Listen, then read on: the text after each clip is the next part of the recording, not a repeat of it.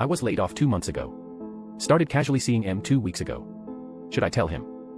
I'm 24 and female. Got laid off 2 months back, kept it low-key with just a few close buddies.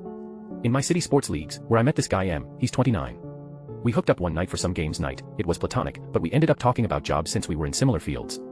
At the time, I'd already been let go, but before that, I wasn't too happy and had started looking for new opportunities. So, what I said wasn't a total fib. But back then, I didn't think M would be more than just another friend. We ended up hanging out again after some stuff with other people had cooled down. We agreed to keep things casual, but we've been seeing each other twice romantically since. We're keeping it quiet from our mutual friends, though, and I wonder if that's the right move. I'm not in a place where I want anything serious, yet I feel guilty for hiding such a big part of my life. Oh, and here's another twist. M referred me to a job after we first chatted about it, before we got together like this. Now, I'm left wondering, should I tell him the truth or just keep things as they are? The Iron Palm. The threshold of the auditorium did not lead to a wing-side waiting area, but rather into a labyrinthine corridor of damp, monochromatic concrete that smelled distinctly of frozen lime and calcified bone. Nishika walked, her boots clicking against the floor with an irregular, syncopated rhythm that matched the distant, low-frequency percussive thuds vibrating through the walls. The guitar felt heavier now, its wooden carcass undergoing a surreal somatic metamorphosis, hardening into the cold, rusted weight of an iron girder. The neck of the instrument was no longer smooth ebony, the frets had grown jagged, resembling the exposed reinforcing bars of a pulverized monument. She looked at her leather-bound notebook. The pages had ceased to be paper. They were layers of ossified skin, the handwriting not written in ink but etched with a precise, bureaucratic cruelty into the epidermis of the page. The inspectors are sitting in the balcony. They have clipboard criteria for my breath. Every time I fail to speak, a clerk files a report in a room I am not permitted to enter. Across the temporal rift, the sky above Warsaw did not merely darken, it solidified into a low, oppressive ceiling of gray slate. Anna Nowak was running, but the physical laws of the landscape had turned hostile and absurd. The mountains of rubble did not remain stationary, they shifted like tectonic waves, presenting an endless, recurring geometry of broken red bricks and shattered porcelain sinks. Max ran beside her, his paws leaving dark, bloody punctuation marks in the pristine snow. But no matter how fast his legs moved, the distance between them and the shelter of the Poniatowski Bridge remained exactly the same. The bridge itself was a grotesque silhouette against the orange horizon, a colossal, petrified ribcage of a beast that had swallowed the Vistula river whole. The air grew thick, viscous, and difficult to partition into lungs. Anna gasped, but instead of cold oxygen, she inhaled the sterile, chemical aroma of a modern backstage dressing room. The transition was instantaneous and entirely devoid of logic. Nishika found herself standing beneath the blinding, interrogative glare of a single spotlight. The auditorium was vast, a cavernous amphitheater that stretched upward into an obsidian abyss where the ceiling should have been. The thousands of seats were occupied, yet there was an absolute, suffocating absence of human warmth. The spectators sat in rigid, mathematical rows, their faces obscured by the shadows of wide-brimmed hats and heavy coats that belonged to another era. They did not move. They did not whisper. They held their collective breath like an assembly of modern executioners waiting for a confession. An usher, dressed in a pristine gray uniform that bore no insignia yet carried the distinct terror of absolute authority, approached the edge of the stage. He held a microphone forward, but his face was a featureless expanse of smooth skin. State your defense, the silence demanded. Nishika lifted the guitar. Her fingers, stiff and blue from a cold that defied the ambient temperature of the theater, clamped down on the strings. She did not pluck them, she pressed until the steel wire cut through her skin, drawing a thin, dark line of blood that traveled down the instrument's neck like ink down a page. When the first note finally tore itself from the wood, it did not sound through the theater's amplifiers. It erupted as a deafening, localized pressure wave in the winter of 1945. The shell had been fired. It was a heavy Soviet artillery projectile, a screaming cylinder of steel descending from the heavens. But under the Kafkaesque distortion of Anna's fracturing consciousness, the shell did not fall quickly. It hung suspended in the air, a permanent, roaring fixture of the sky, rotating with a slow, agonizing deliberation. The howl of its descent was the exact frequency of the high E string on Nishika's guitar, sustained indefinitely, vibrating the marrow of her bones. Anna looked up from the snow. The projectile was close enough that she could read the serial numbers stamped into its iron casing, numbers that matched the page counts and catalog codes in Nishika's notebook. The final convergence was not an explosion but a sudden, terrifying correction of a bureaucratic error. Nishika tried to step backward, to retreat into the shadows of the wings, but the stage had begun to dissolve. The pristine hardwood turned to liquid ash, swallowing her ankles. The plush velvet seats in the audience began to crumble, the spectators revealing themselves not as living patrons, but as the calcified, dust-covered remnants of a population that had already been erased. The modern theater was nothing more than a psychological scaffold, a beautifully rendered illusion constructed by a dying brain to escape the absolute, physical reality of a January morning in 1944. The guitar in her hands shattered, its fragments turning back into the jagged metal of a discarded ammunition box. I was never silent, Anna whispered, her voice finally breaking through the lock of her throat, though it did not exist in the present. It existed only as a final, desperate vibration in the vacuum of the ruins. I was only waiting for the world to finish its trial. The artillery shell completed its descent. The suspended rotation ceased. The light from the spotlight and the flash of the detonation became one and the same, a blinding, absolute white that bleached the timeline clean. The notebook blew open, its pages scattering into the hurricane of fire and snow, the final line dissolving into the smoke before the ink could even dry. Max did not bark. He simply leaned his weight against her one last time as the frost and the flame claimed the capital, leaving nothing behind but the quiet, rhythmic scratching of the wind against the stones. The white flash did not yield to the finality of extinction, but rather to an administrative suspension, a gray, sepulchral purgatory where the laws of chronology were permanently revoked. Anna found herself standing before a monolithic black desk that stretched into the horizon, its surface polished to a mirror sheen that reflected not her face, but the skeletal remains of the royal castle. The grand auditorium had not vanished, it had simply reconfigured its geometry. The velvet seats were now rows of stadium benches constructed from the compacted ash of burned sheet music, occupied by silent, uniformed functionaries in double-breasted coats, each holding an identical ledger. A gavel struck, though the sound was unmistakably the dull, concussive thwack of a frozen boot breaking through a crust of bloodied snow. The accused will account for the surplus of her silence, a voice resonated from nowhere, carrying the dry, rasping texture of a document left too long in a damp basement. Nishika, or the entity that clung to that designation, reached for the guitar, but her fingers encountered only the vestigial cold of the Poniatowski Bridge's ironwork.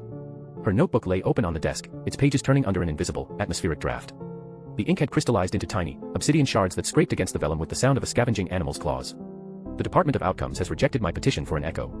They claim that to be heard, one must first prove the existence of the listener.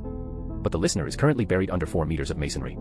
In the physical baseline of 1945, the landscape had achieved a state of absolute, mathematical erasure. Max lay perfectly still beneath the fallen timber, his sandy fur dusted with a layer of fine, white frost that resembled sugar. The bag of oats he had defended with his life was now saturated with grease and brackish water, its contents leaking into the snow like an unspooled ribbon of gray film. Anna's hand remained frozen in the gesture of reaching, her fingers curled around the void where the dog's collar had been. Yet, within the parallel jurisdiction of the courtroom, Max was present. He sat at the foot of the monolithic desk, his one torn ear twitching in syncopated time with the scratching pens of the functionaries. Every time a clerk turned a page, the dog's tail gave a rhythmic, hollow thump against the floorboards, a systemic pulse that dictated the speed at which the trial proceeded. "You have attempted to convert a geopolitical catastrophe into a musical performance," the prosecutor stated, his face obscured by a shifting parallax of smoke and dust. "This is a violation of the Code of Grief. Survival is not a composition, it is an unrecorded forfeiture." Nishika's throat tightened, the vocal cords straining against the calcified lock that had defined her existence. She did not speak, but the friction of her breathing created a low, resonant drone that began to vibrate the ink wells on the desk. The glass cracked. The black liquid seeped across the clean white blotter, forming the exact cartography of the Warsaw Ghetto's perimeter. The cross-examination shifted to the sensory anomalies. "Explain the phenomenon of the phantom nourishment," the voice demanded. Nishika closed her eyes, and the sensation of the contemporary stage returned with a violent, sickening vertigo. She was standing before a microphone that had grown teeth, its metal mesh dripping with the bitter lard and condensed milk Anna had salvaged from the overturned German supply cart. The applause of the invisible audience returned, but it was no longer a sound of adulation, it was the dry, rhythmic rattling of thousands of empty tins being shaken against the bars of a cage. "We ate together," Anna's consciousness argued from the depth of the snow, her voice a fragile sliver of glass cutting through the court's jurisprudence. The promise was absolute. If the future does not remember the flavor of the famine, then the future has no right to the music. The chief magistrate leaned forward, his hands appearing from the sleeves of his robe, hands stained with the indelible, violet ink used by military censors to black out the letters of dead soldiers. He placed a final document before her. It was a certificate of total erasure, requiring only the signature of her voice to finalize the closure of the timeline. "I have discovered that the light at the end of the corridor is merely the lamp of the interrogator. They do not want me to play. They want me to confess that the song was an unauthorized departure from the rubble." She did not sign. Instead, her bleeding fingers found the jagged iron fragment of the shell that remained wedged into the architecture of her mind. She struck it against the edge of the black desk. The sound was not an explosion, nor was it a melody. It was the raw, unmitigated screech of history being dragged backward across a surface of broken glass. The courtroom buckled. The uniformed functionaries dissolved into clouds of gray soot, their ledgers bursting into small, white flames that fell through the air like burning flakes of snow. The bureaucratic illusion collapsed, leaving only the pristine, merciless winter of 1945. The desk turned back into the frozen earth near the riverbank. The grand stage was revealed to be nothing more than the flat, exposed foundation of a house that had been dynamited down to its roots. Anna opened her eyes. The trial was over, the verdict suspended indefinitely by the arrival of the silence she had spent 2 lifetimes trying to outrun. Max's head rested against her knee, his breathing finished, his sandy coat completely white now under the falling hoarfrost. She pulled the dirty wool blanket over them both, her ink-stained fingers finally relaxing their grip on the iron shard. The sky above Warsaw did not scream anymore, it simply closed its ledgers, leaving the rest of the world to sit in the audience, waiting for a performance that would never begin. The administrative machinery of the grey room did not dismantle itself, it simply ceased to require the fiction of a ceiling. The functionaries had departed, leaving their benches of compacted ash to be eroded by a draft that carried no temperature. Anna lay beneath the grey wool blanket, but the wool had transitioned into the smooth, synthetic fabric of a modern garment bag, zippered shut from the outside. A final clerk remained at the far end of the horizontal expanse, his fingers striking the keys of a mechanical typewriter with a heavy, leaden cadence that mimicked the slow, dying pulse of a locomotive engine trapped in a drift. Clack. Clack. Clack. With each stroke, a corresponding fissure widened in the frozen mud of the vistula. The case file has been bound in oilskin to prevent the moisture of the subterranean layers from smudging the exhibit numbers. They have cross-referenced my silence under the category of unclaimed freight. Nishika stood in the center of the modern stage, but the stage was now floating, an isolated wooden raft on an infinite, black ocean of liquid ink. The microphone before her did not amplify sound, it drew the ambient noise out of the auditorium, creating a localized vacuum around her lips. She could see the front row now. It was occupied entirely by her parents, their faces preserved with the waxy, unblinking precision of museum models, their hands folded neatly over programs that bore no text. "The performance is mandatory," the typewriter text insisted, though no one spoke. "The audience has paid in the currency of pre-war currency, which is now worthless. Therefore, the duration of the concert must be extended until the debt equals the weight of the rubble. She lifted her arm, but the muscles had undergone an advanced stage of calcification. Her sleeve tore open, revealing not flesh, but the tightly wound copper wiring of a dynamo. The guitar had vanished, replaced by a heavy brass surveyor's level. She looked through the sight, across the black water, and saw Anna staring back at her through the fractured quartz porthole of a sunken bathysphere. The two iterations stared at one another through the glass of the paradox. Neither could speak, for to speak would require an agreement on which world was the dream and which was the execution. The final clerk struck the margin release. In Warsaw, the snow stopped falling, remaining suspended 3 inches above the debris like a layer of white dust motes frozen in a sunbeam. Max's sandy fur began to unspool, the individual hairs turning into thin strands of magnetic tape that drifted toward the eastern bank of the river, where the silent artillery stood in long, neat rows like library shelves. Anna reached into the pocket of her torn coat and withdrew the fountain pen Nishika had dropped in the modern theater. The nib was split, the metal twisted into the shape of a tiny, iron cross. She did not write on the page, she drove the point directly into the frostbitten surface of her own palm. The ink that flowed from the wound was not black, but a brilliant, searing white that illuminated the entire underside of the slate sky. The typewriter ribbon snapped. The floating stage tipped forward, spilling the modern audience into the ink-dark sea without a splash. The ledger was closed, not because judgment had been passed, but because the ink had finally run out, leaving the remaining pages entirely blank, a permanent, unalterable silence that neither the music nor the war could ever hope to fill. Footnotes: the iron palm refers to the metaphysical threshold where the parallel jurisdictions of the 1945 baseline and the contemporary stage collapse into a single, permanent silence. The calcification of the ink and the puncture of the palm signify the historical refusal to convert geopolitical erasure into a mere performance for an audience that cannot guarantee the existence of the listener. Message to readers: thank you for stepping into the fractured landscape of the iron palm. This 3-part experimental piece explores the intersections of historical trauma, memory, and the silencing effect of time through a surreal, Kafkaesque lens. By weaving together the stark reality of Warsaw in 1945 with an unsettling, shifting contemporary stage, the narrative challenges the traditional boundaries of storytelling and asks whether true erasure can ever be neatly packaged into art. Your willingness to engage with the silence between the lines is deeply appreciated. Steve, Valerie, and boy George. In a cozy little house in the middle of a quiet street lived Steve and Valerie, along with their cheeky English setter, Georgie. Georgie had a wagging tail, floppy ears, and sparkling eyes. His special talent was always finding a bit of mischief. One sunny morning, Valerie woke up early to bake a batch of delicious vanilla cupcakes. Please don't touch them, she smiled. Georgie sat very still and wagged his tail. I won't. But the moment Valerie left the room, one curious nose sniffed towards the icing. 1 lick became 2. 2 licks became 3. Before long, Georgie had vanilla icing all over his nose, his paws, and even his floppy ears. Steve walked in and laughed. I think the cupcakes have attacked you. After breakfast, Steve washed the family car until it sparkled. Please don't make a mess, he called. Georgie barked happily. I'll help. But 5 minutes later, the car was covered in muddy paw prints, splashes of drool from Georgie's wagging tail, and one enormous muddy smiley face. Steve couldn't help but chuckle. That afternoon, Valerie planted beautiful flowers in the garden. Georgie thought they looked lonely. So he helped by digging them all up and burying his favorite bones instead. I made bone garden, he barked proudly. Valerie sighed, then burst into laughter. At bedtime, Steve searched everywhere for his slippers. They weren't by the sofa, under the bed, or in the cupboard. Georgie. Steve asked. Have you seen them? Georgie wagged his tail and barked. They're keeping Teddy's feet warm. So even though Georgie was wonderfully naughty, he always tried to make people smile. When Valerie was tired, he'd curl up beside her for the biggest cuddle. And when Steve had a long day, Georgie would bring him his favorite toy. Sometimes being a little mischievous wasn't so bad, especially when it came with lots of love. I pretended to have financial trouble so that people would sympathize with me and help me. For 2 years, I kept a big secret from everyone, my friends, my co-workers, and even my parents. It wasn't that I was broke, it's just that I wasn't being responsible with my money, and I felt ashamed to admit that. So, instead of telling the truth, I made up stories about all sorts of misfortunes, medical bills, job losses, stuff like that. People started feeling bad for me, thinking I was going through a rough time. They bought me meals, lent me money they knew I wouldn't pay back, and one friend even helped fix my car because she thought I might lose my job soon. I didn't need to lose my job or any other job, it's just that I was being careless with my finances. But even after all this time, I couldn't stop feeling guilty for the lies.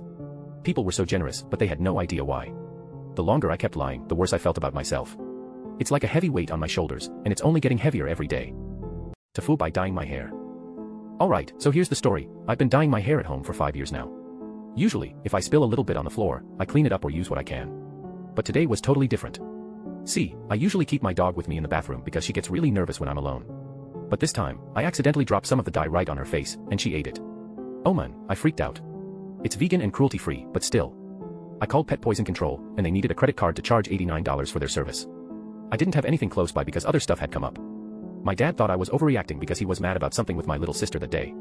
But this really was an emergency. So, I called my grandma who thankfully paid it. I promise I'll pay her back as soon as I can. They looked at the ingredients and said she should be fine, just a bit of monitoring and washing off the dye with Dawn to prevent any skin reactions.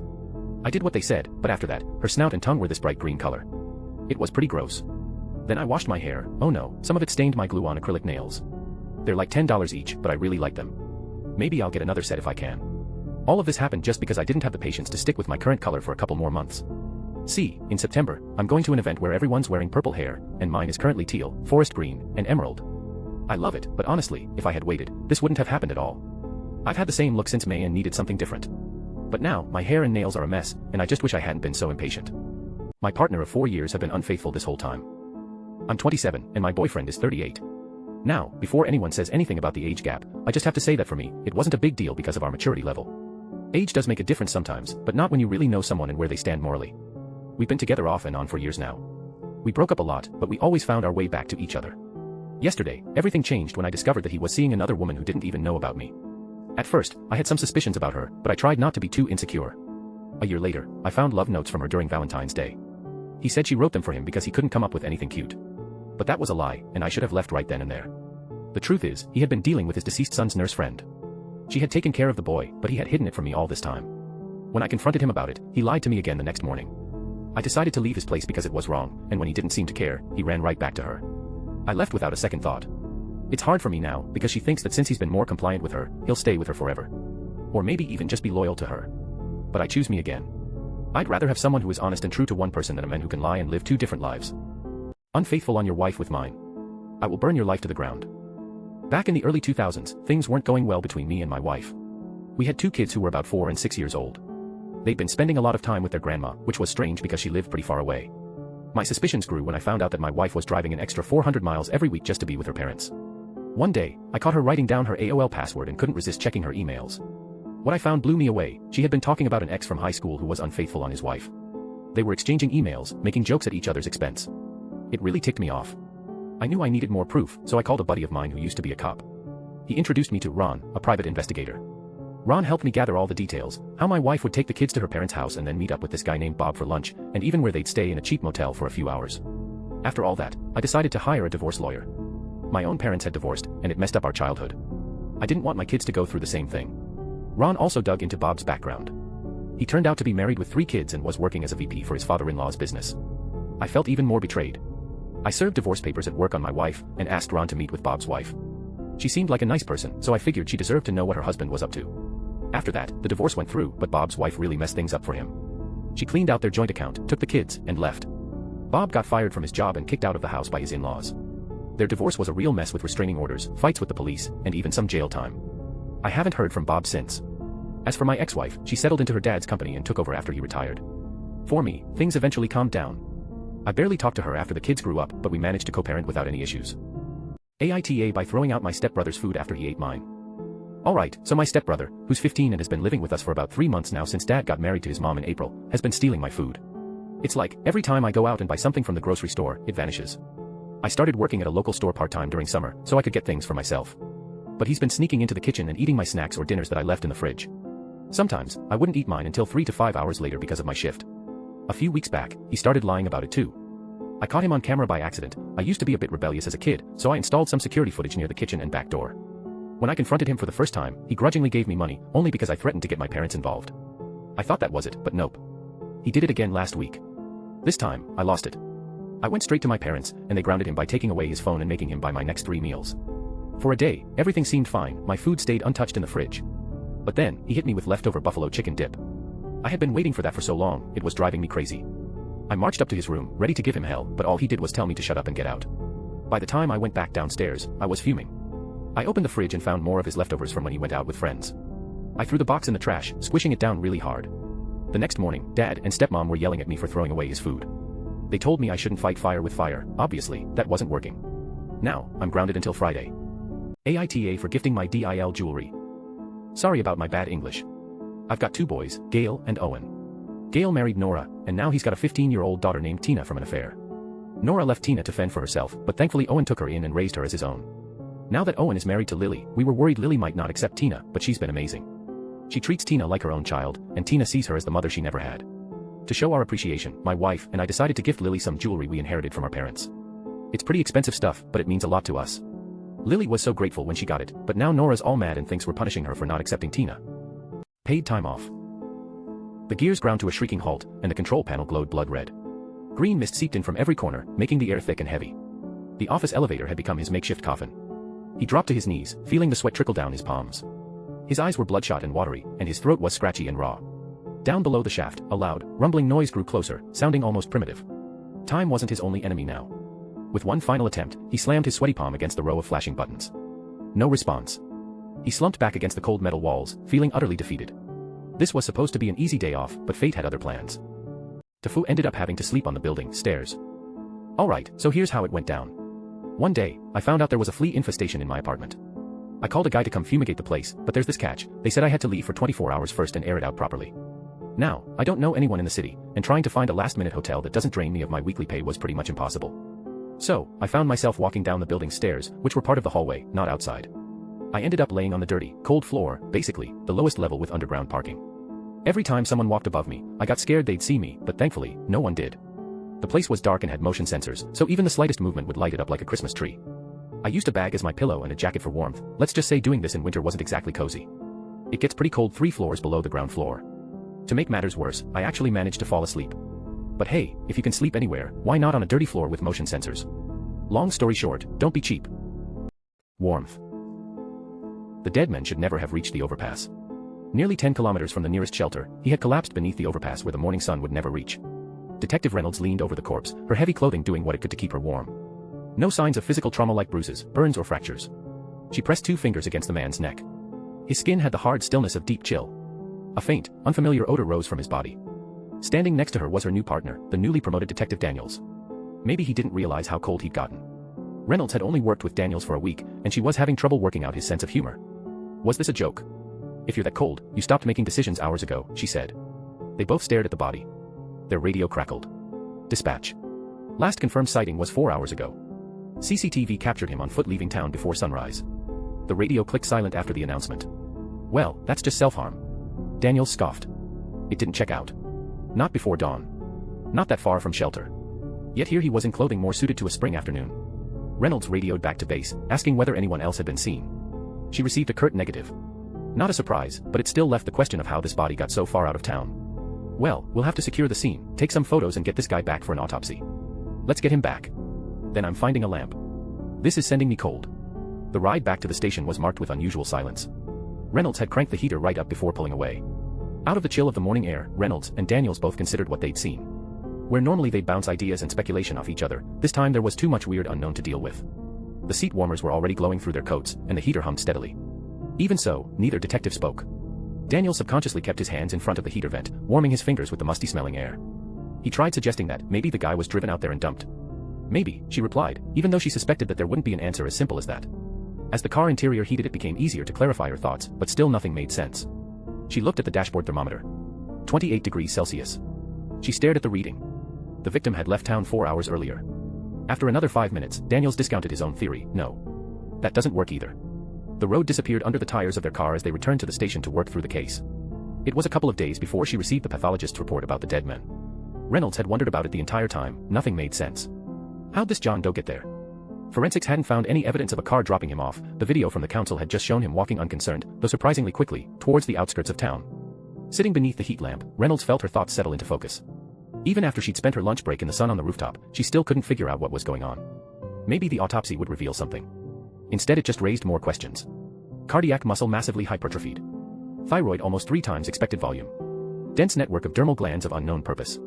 Half a dozen other details that all indicated that this was not a normal corpse. Daniels looked up from his monitor, obviously reading the same report as Reynolds. His eyebrows rose almost to his hairline. I don't know what I'm looking at, Detective Reynolds. His voice was bordering on sounding like it was going to break. The lamp by his side gave his face a red glow that normally would have looked inviting, but now it just highlighted his concern. Odd isn't the word. The pathologist has requested further investigation. Even he doesn't know what he's looking at. Reynolds kept scrolling through the report. She'd seen enough autopsies that she could recognize that this wasn't right. Her captain wanted answers. This case kept handing him questions. I suppose we'll have to interview the few witnesses we have. How are they going in the warming hall? She asked Daniels. It's been 15 minutes. Another 5 and we should be able to get the first one in for a discussion, he replied after checking his watch. One of them got in late, so he'll need an extra 10 minutes, otherwise you'll have them at dawn temperature. Reynolds stood and walked to the window, taking in some much-needed light. In the street outside she could see people sitting on the basalt seats, leaning back on the sun-heated walls. Their days were about to start, but hers felt like it had been going for hours already. The interviews were fairly standard fare. John Doe was a stranger in town and the witnesses had only encountered him in passing. Perhaps one of his more unusual peculiarities was his habit of commenting on how hot it was, even in a temperature-regulated environment. He was pleasant enough, but seemed a bit confused about where he was. People thought he was joking when he asked for chilled beer at the bar. Even the question made no sense. Some had noticed him being active in the morning, before dawn's light brought warmth. They thought he must have been using heat lamps from an early hour, but nobody could verify it. Nobody even knew where he was staying. The CCTV recording of Doe walking briskly through the morning street unsettled Reynolds.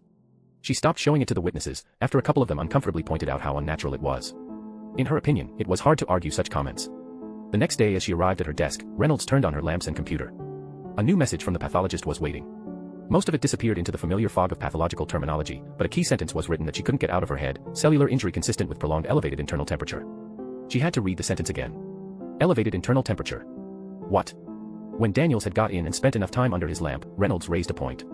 Everything about this man suggests he was trying to stay cold. Daniels stared. Maybe he hadn't warmed enough. She continued, all the witnesses agree that he behaved differently to normal. I don't know what to make of it. Have you seen the pathologist's message this morning? Daniels turned to his computer, clicked through a few screens, then read what he had been sent. After a moment, he exclaimed, what the hell does elevated internal temperature mean? Exactly, Reynolds replied. This is a level of odd that I've never seen. I'm interested in seeing what the other scientific analysis reports, too. She didn't know what to make of it, and she knew that her captain would be asking for a briefing today. With any luck, his lamp would still be warming up and he wouldn't be able to think properly. That might buy her another day or two. It was difficult tracking Doe's movements over the few days and weeks before his body was found. He wouldn't use the basalt seats sprinkled throughout the town, so interactions with other people were limited. He tended to spend more time awake at night and in the early morning than was comfortable, both socially and physically. Even when he was seen around, he wasn't wearing the usual coat and thick pants that most other people wore. Witness statements all agreed that he would complain that these clothes made him hot. Several long days passed before the medical university returned its analysis. She'd been chewed out more than once by the captain while waiting for the report to arrive. Subcutaneous tissue contains unfamiliar lipid distribution. Thyroid volume significantly exceeds expected range. Cardiac muscle markedly hypertrophied. Dermal gland density inconsistent with known human physiology. Peripheral vasculature appears specialized for environmental heat transfer. Severe systemic dehydration with substantial dermal salt loss. Hepatic chemistry atypical, several unidentified metabolic markers present. Skeletal muscle morphology suggests unusually broad functional temperature tolerance. No known physiological mechanism can account for the sustained internal temperatures indicated by the tissue damage. Taken together, the findings suggest that the subject generated and regulated his own body heat independently of ambient temperature. Reynolds read the summary a second time. Then a third. The report wasn't describing an illness. It was describing a person who should never have existed. Reynolds went to the window, as she normally did when the stress of the job was getting to her. The morning sun climbed over the rooftops, warming the city exactly as it always had. People were already soaking up its heat on the basalt benches. She had watched the same ritual every morning for 20 years. Today it looked different. To fool by trying to attempt in setting a boundary with my roommate and their kid. Alright, so I'm 20 and my partner is 22. We live with some cool roommates, a 24-year-old girl named Sophie and a 30-year-old guy we'll call Mark. They have a cute 2-year-old daughter they brought into our little bubble. Now, don't get me wrong, I love their little girl. She's super adorable and always chatty. She loves playing with my pets whenever she can. The catch is that the kid has started to get attached to me. Whenever she wants to come into my room, it's like a scene from a horror movie. If she doesn't get what she wants, she starts screaming and crying. And let's just say, her idea of being gentle isn't exactly, well, gentle. She's rough with my pets, and I'm pretty sure the only thing that breaks in there is my sanity. A couple days ago, I had to talk to Mark about it because sometimes when I need to do something important, or if I have a special item I cherish, she either messes with it or gets in the way.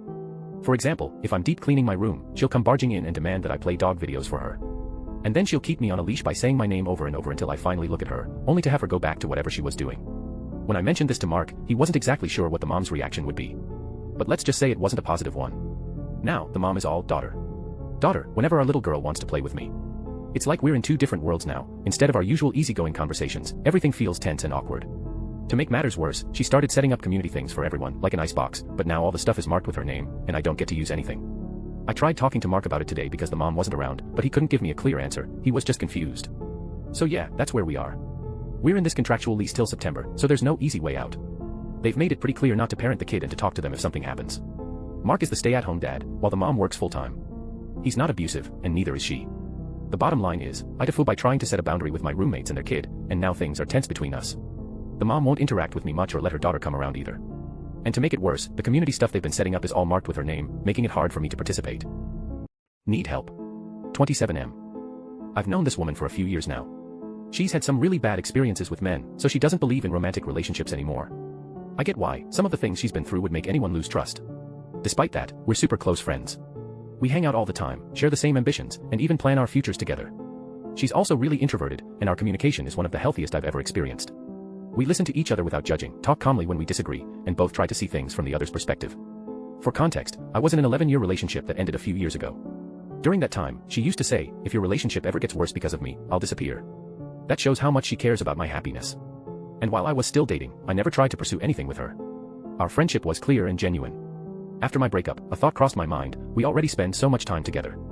We support each other through tough times, trust each other deeply, and share the same values. It made me wonder if two people who have that level of trust and compatibility could naturally develop romantic feelings over time, or if someone who's given up on love because of past hurt would stay that way forever. I'm not trying to convince her to date me or make her uncomfortable. I just want to understand from a psychological perspective, can she, years later, change her view on relationships? Or is it usually something people hold onto for life? It's a tricky question, but I believe in our friendship enough to ask.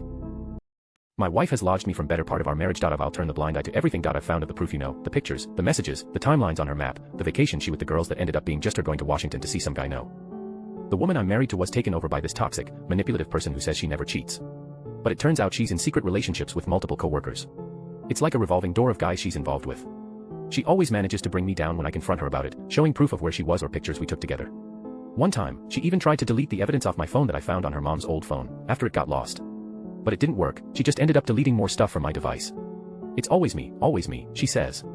It's him, or he was here. No matter what I do to prove otherwise, she keeps pointing the finger at me. She makes me feel like a cheater and an addict, using those as excuses for everything she wants to do. But she promises that she's only been with one person at a time. Yeah, sure. Because being married for almost 20 years doesn't mean anything if you're secretly seeing other people. I'm the one who's always running around trying to keep up, dealing with her excuses and justifications. It's like she thinks I deserve everything she does to me, but that's not true. We've been together a long time, but I've been the one stuck in this marriage while she's been single. Rise and shine. I heard our new human crew member arrive last night, Safety Overseer Hebar said with a raised tentacle to indicate curiosity. What are they like? They seemed quite pleasant, but I'll admit we didn't spend much time speaking, Personnel Officer Zalat replied. It was late, and they were both tired and anxious to get settled into their quarters. What sort of beings are humans? Hebar asked. I've heard of them, but this is the first time I'll be working with one. I'm not too familiar with humans myself, but this individual came with excellent references from ships with multi-species crews. From a work standpoint, I'm sure they'll fit in, Zalat answered with a confident shift of an eye stalk. Physically, they are bipedal beings with appendages that will not flex backwards like your tentacles can. They are far more like insectoids with rigid structure, but that structure is internal rather than an outer carapace. Their exterior is soft skin, with musculature underneath attached to their bones. Internal structure with fleshy exterior. Not too abnormal, Hebar commented as he wrapped a tentacle around his mug of nutrient broth. Any other key physical attributes? This human is a female and prefers to be called Maddie.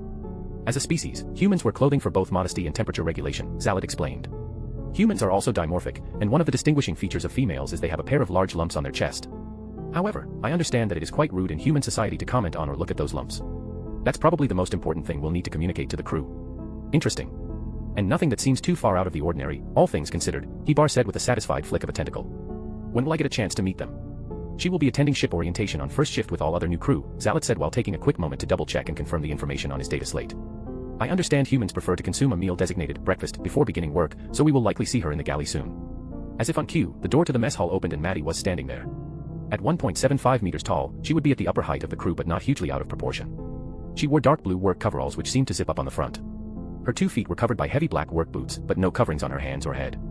Shoulder-length brown hair was tied back into a ponytail. However, that wasn't what stood out. The expression on her face was almost predatory the way she gazed into the room with her 2 eyes. Zalat quickly checked his translation matrix for body language and was shocked to find the facial expression matched one of anger or significant irritation.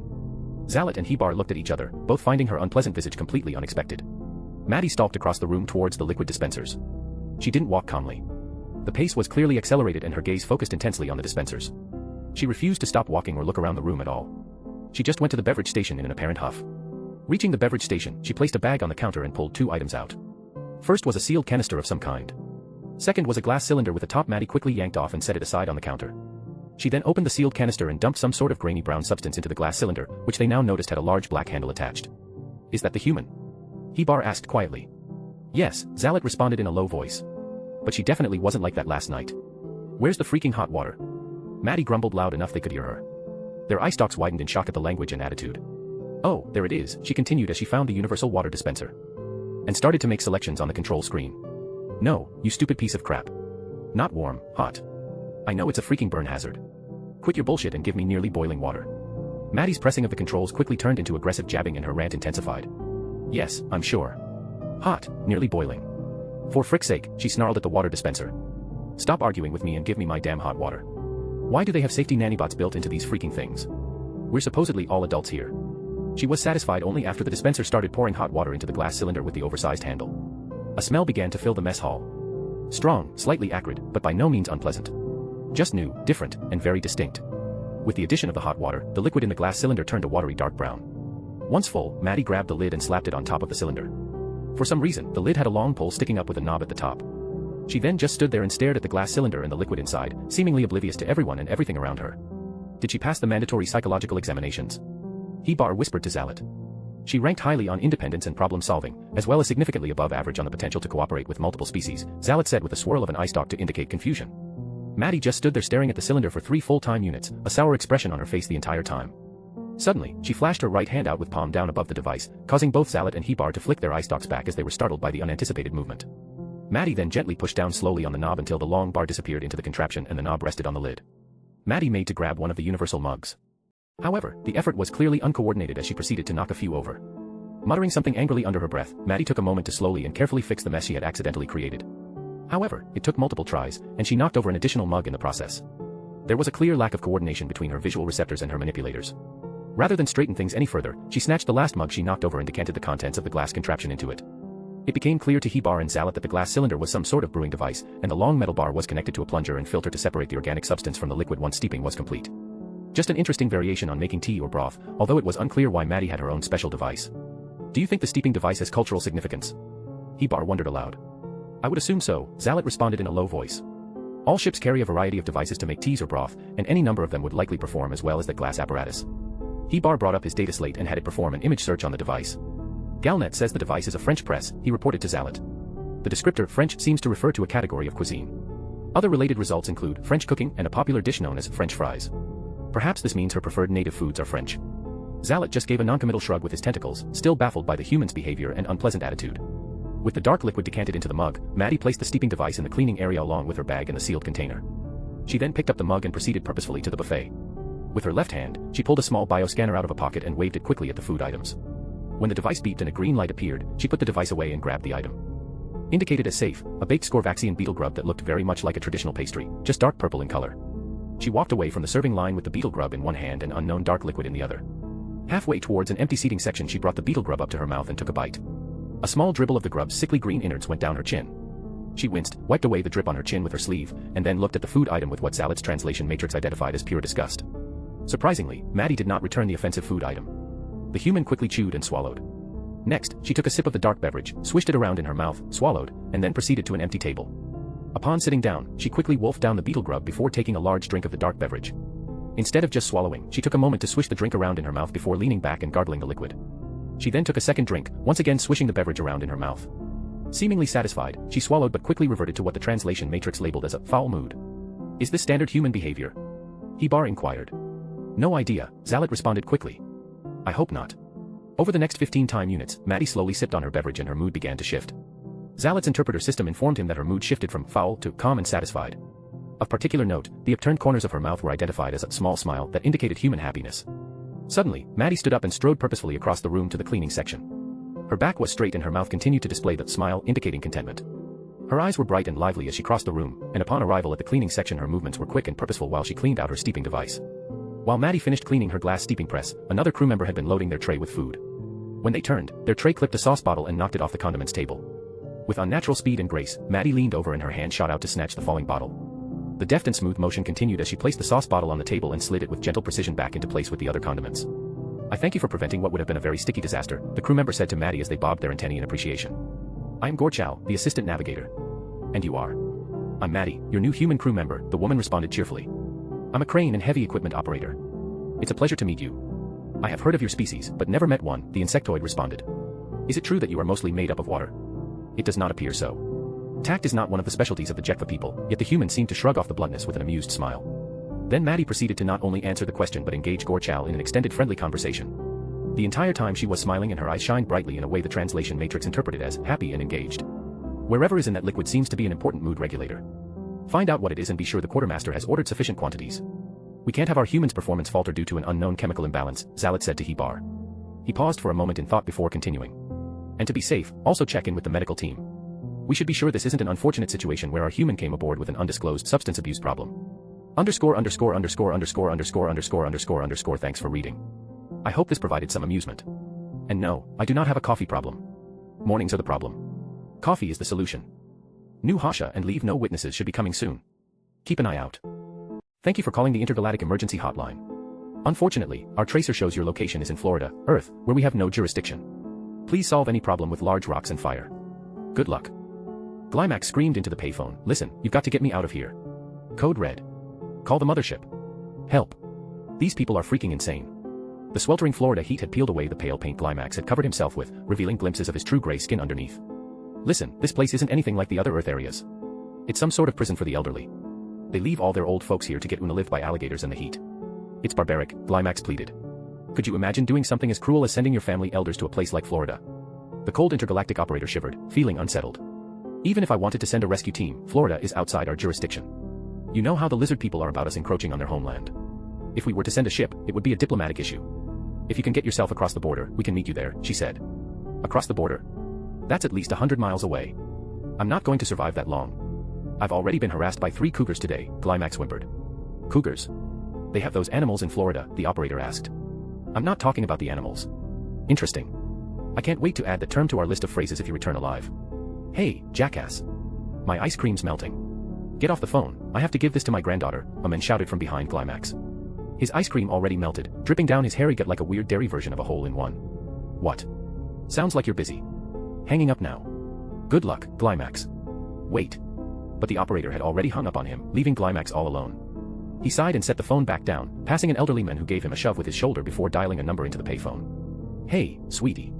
Grandpa got you an ice cream, but some jackass was on the phone for too long and it melted, he said, pressing his face closer to the phone booth, glaring at the numbers. What do you mean you can't taste it through the phone? Ain't you got FaceTime? Back in my day, my grandpa would give me a stick with half-chewed gum on it, and I would be over the moon. Glymax stared at the man, bewildered by his crazy ranting. It was as if everyone was playing some weird practical joke on him. He wondered if this was a simulation or a test by his colleagues, but none of them were smart enough to create such an elaborate joke. He backed away from the booth before breaking into a terrified sprint, madly dashing north, assuming he would eventually reach something. He swerved through crowds of Hawaiian shirt-wearing locals who greeted him with relaxed stares and polite hellos. None of them seemed to have a care in the world, making Glymax stand out like a sore thumb. When his 3 lungs were out of air, he stopped to catch his breath only to get swarmed by an elderly couple. He looks like he knows how to handle some balls, old Mrs. Gracie said with a grin, wearing dazzling heart sunglasses and a pink top. That makes 2 of us. Tell me, have you got a good voice too? See, we were hoping, SHREE. Glymax screamed, glitching the screens of nearby phones as he broke into another sprint, leaving the old couple behind. Guess he doesn't want to host our bingo night, Mrs. Gracie sighed. He seemed like a lovely young man. Yeah, her husband added, wonder where he's running to. Glymax continued his frightened running, finding himself cutting through a golf course. Under the cool shade of towering trees on the course, he took another break and dropped onto his rear, gasping for air. Terrifying. I want to go home. I'm not ready for this, I'm only 50 years old, he sniffed, covering his face as he started sobbing. While Glymax sobbed, a chubby creature snuck up behind him. The powerful alligator lurked behind the alien, who was too absorbed in his self-pity to notice the threat. I wouldn't even care if one of those beasts ate me, Glymax shouted, only to feel a snout poke against his back. Shriek. This time, the scream was louder and sent birds flying out of their nests in a frenzy.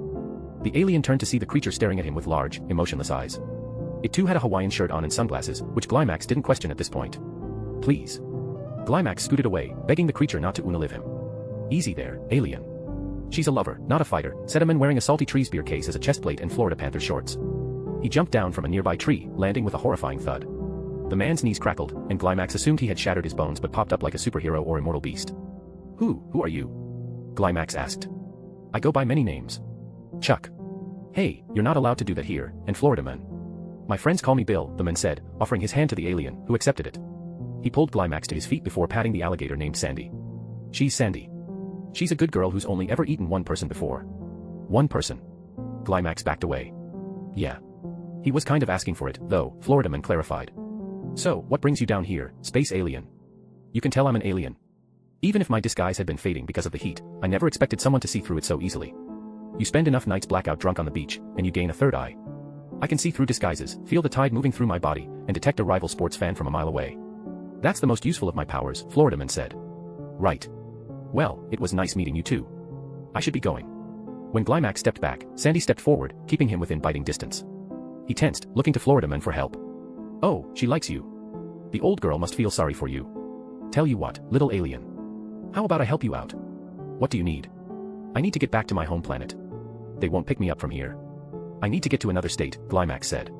Another state? Florida man spat on the ground. No other states exist. It's just Florida, and the rest. I wouldn't call them states. Even so. I need to get home. Florida man rested a hand on his hip, looking at Sandy, who was now drooling onto the grass. Oh, don't give me that look, Sandy. I know he's a good guy, but I have standards. I don't like going near those other areas. Sandy continued to drool, and Florida man kicked the dirt. Fine, you twisted my arm. Hop on, Sandy. Pardon. The three were soon running down the highway with helicopters flying overhead recording the strange occurrence. The headline for tomorrow's paper had already been decided: Florida man and his strange gray friend ride an alligator down the highway. For an alligator, Sandy had an astonishing amount of speed. Glymax estimated at least 30 alligator power. When they got near the border, Florida man told Sandy to slow down.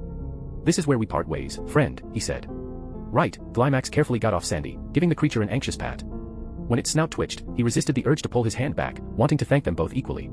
Thank you. I don't think I can ever repay you. And you'll never need to, Florida man said with a chuckle. Safe travels, space dude. Then Glymax was off, like an intoxicated legendary hero riding into the sunset. Thankfully, with Florida man distracting everyone, Glymax could easily sneak through the border and find a safe spot in the next state to get picked up from. He didn't know if anyone would believe his stories, but he would still tell them to anyone who listened, wanting to tell them about the legendary hero Florida man and his friendly alligator. To fool by sending a shirtless pic to my ex. So yesterday, this girl I've been hitting on sent me an intimate pic of herself, and today I wanted to send one back. I took my time, found a picture that made me look good, and tapped it for my camera roll. We've been chatting on Instagram, but her username starts with the same first letter as my ex's, you know, the one I haven't talked to in like 9 to 10 months after being together for years. But here's where things got weird. I accidentally tapped her username instead of the search field, and it got sent. Panic set in as I tried to unsend it, but a few moments later, I saw that she had checked our blend, which means she definitely opened the chat. Oh no, now what do I do? Frick my life, this is so messed up. AITA for speaking my native language with my friend. Mia and I have been besties since elementary school, but our bond just got a little rocky. My parents are immigrants from the Philippines, so at home, we speak Tagalog. Mia knew this too, which made it even more surprising when she confronted me about it recently. We both graduated high school last year and formed a tight-knit group with Jacob and Eli. They're also Filipino, which means a lot to me because of our shared culture. We'd sometimes chat in Tagalog, but only when we were alone, out of respect for the others who didn't speak the language fluently. One day, Mia and Jacob went out for pizza while Eli and I stayed behind. We started talking in Tagalog, then quickly switched to English when they came back. Mia asked if we had been gossiping about her or Jacob. I denied it, but she got upset anyway. The whole situation felt super awkward after that. The next day, Mia texted me. She said she'd been bothered by our conversations for a while and that speaking in Tagalog behind their backs made them feel excluded. It really hurt because we've always had each other's backs. I tried to explain that it wasn't intentional, but she just kept pushing the point. Jacob stayed out of it, but he did acknowledge Mia's feelings. Other friends weighed in too, and they agreed. Mia had a valid point. She said she didn't have to love hearing us talk in Tagalog, and it felt secretive. I tried apologizing for making her feel left out, but still, she was frustrated. Mia cut me off by saying that even if it wasn't my intention, she couldn't enjoy something she couldn't understand. The next thing I knew, Mia stopped talking to me altogether. It's been like a bomb dropped in our friendship. We've known each other since we were kids, and the sudden change is so shocking. I'm really hoping that maybe I was in the wrong here and that speaking Tagalog with Eli wasn't such a big deal after all. 40 We navigate these waters frequently. Previous first website, more chapters available, there were 4 alien representatives. For a meeting that would decide the fate of an entire human colony and possibly humanity's first real place in interstellar politics, Julia had expected a bit more. Rows of attendants. Advisors whispering into alien radios. Security escorts with strange weapons. Instead, the conference room looked almost bare now with its 5 occupants. Perhaps this was just how things were done when the pomp and ceremony were over. Or perhaps they didn't take it all as seriously as the humans did. She didn't know if that felt better. It was one of the colony's administrative modules, hastily converted into a diplomatic venue, dominated by a polished table in the middle. Its floors were reinforced to support the heavy alien life support equipment. One of the Mooney construction engineers had tried to hide an exposed bundle of cables under neat white plastic covers, which only made it look more obvious. If the aliens noticed the ad hoc nature of the whole thing, they didn't comment on it. Or maybe this was just going to be the human aesthetic from now on, Julia thought idly as she looked out at her counterparts. Across from her sat Shachos, representing the Vorshniks. That made sense. He was in the same boat as her. Either his people liked the way that he had handled things so far, or nobody else wanted to take the fall for it when it all went horribly wrong. Or they just thought this would be the funniest outcome. To her right, the Carnolians sent a guy named Carveth. He was barely a meter tall, wearing a form-fitting, vacuum-ready suit adorned with a comically large red flag on his shoulder. The flag was not painted on. It was an actual patch of stiff fabric attached only at the top, fluttering with the moving air in the admin module. He looked exactly like the pictures. Brown fur. Massive, fluffy ears. Beady eyes. A snout permanently wrinkled in annoyance. If Julia squinted, she could swear it was the largest, angriest teddy bear she'd ever seen, stuffed into tacky-looking military parade dress. Carveth wasn't alone. There was another, identical-looking Carnolian sitting to his right. His name tag said Grobret, second to Carveth. Grobret's red flag was smaller, drooping from his shoulder. Other than that, Julia couldn't tell the difference between the two of them. Same fur. Same ears. Same tiny glare. Same expression of perpetual offense. The Sonkles, on the other hand, looked absolutely nothing like the pictures that Shachos had sent them in that first contact meeting. Yes, they were an aquatic species, hence the massive water tank taking up an entire reinforced section of the conference room. The tank had to be brought in from orbit in 3 prefabricated pieces and assembled by machines that refused to let any of her Marines within 10 meters of it. The cylindrical column was almost as wide as the conference table, stretching from floor to ceiling. A small light lit its interior from underneath, proudly displaying every drifting particle in the dirty-looking water. Bits of nutrition hung in it. Snacks for its occupant. Glonk, the Sonkel representative, floated in it all. And Glonk was not a dolphin. Not even close. Glonk looked more like a sea turtle without a shell than anything. His skin was some muted shade of gray-green, with darker patches along the shoulders and throat. 4 broad limbs that paddled around the aquarium lazily. A flat, leathery head with folds around the eyes and a wide mouth that opened slightly whenever the translator spoke. Julia pulled up the original picture they'd received from the Vorshniks on her datapad, examining it from every angle. Then she realized. The picture didn't look like a dolphin. It was exactly a dolphin, with some extra fins and facial markings. The Vorshniks had obviously gotten the picture of an actual dolphin from somewhere on Earth and made their alterations. In hindsight, it wasn't even a very good manipulation.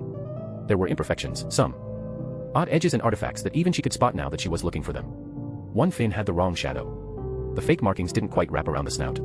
The water background repeated in an obvious way once she was looking for it. In a way, that was a nice touch, a homemade prank from Shachos, not one outsourced to advanced computer algorithms or professional photo manipulators. It only fooled all of humanity's top scientists and diplomats. Good one, Shachos. Got us good on that one. She smiled and winked at him. He flashed her a quick bit of cherry red on his face when he saw her expression. With the representative seated, and Glonk, floating the right way, she cleared her throat. Welcome, friends, to our planet, Dustball. I represent the Union of Earth, from our home planet, and we all know why we are here today. We are here to discuss a framework under which we can begin the sale of, civilized neighbors, and Carnolians. Shachos interrupted her. I apologize for this interruption, Julia. But as a matter of tradition, since this meeting is taking place in our people's territory, we need to complete our diplomatic protocols. Yes, our diplomatic protocols. For starting a meeting. Yes, we have special protocols, special things we must do before such a diplomatic meeting. Oh, please no, Carveth the Carnolian grumbled. Julia wasn't sure if he caught the snide little insult from Shachos or if that mutual feeling already flowed the other way. By the god of battle, not your stupid traditions. Let the primitive talk. She was still considering how to respond to his insult when Grobret, his second, added for emphasis with a slap on the table, yeah. Not your stupid traditions again, Shachos. His paw made a surprisingly loud crack on the table, enough that he looked very satisfied with himself. Meep. Glonk's water tank let out a high-pitched squeal, which modulated for a couple seconds before the machines caught up and started to translate. I agree. We can skip your tedious traditions for today. Fleet Master Shachos, please. No, no, Shachos said, his face switching between orange and red. I must insist. We must. It is an important part of our diplomatic culture. We must do this. Carveth stared daggers at him. This is stupid. You always waste our time with these pointless, bleep blew up. Just, let him do it, Carveth. It will be faster. Even the machine translator sounded resigned. Right, Julia said uncertainly, looking between the 4 of them. What's your tradition, Shachos? Shachos turned bright orange. We always begin our meetings with a friendly joke. Yes, a friendly joke. This is important. Very important. Julia suddenly had a very good idea why the other 3 representatives were doing the alien equivalents of rolling their eyes. Carveth was glaring at Shachos. Grobret was staring at something on the ceiling. Glonk had rotated slightly in the tank, drifting upside down for a moment before a jet of bubbles pushed him back. She didn't see another way out. With a deep sigh, she said, yes, Shachos. Go ahead. Tell us a joke. Can it be a quick one please? I will tell one, in your honor, human. Since you are the host. Yes, in your honor. In your format. Yours. Okay. Here is a good joke. A businessman, a spacer, a colony administrator, and a village idiot sit down at a bar. What does the village idiot say? None of the other aliens were jumping, or swimming, in to save her, so Julia asked, a little afraid of the answer, I don't know, Fleet Master Shachos. What does the village idiot say? The village idiot says. No. Please. The village idiot. The village idiot says.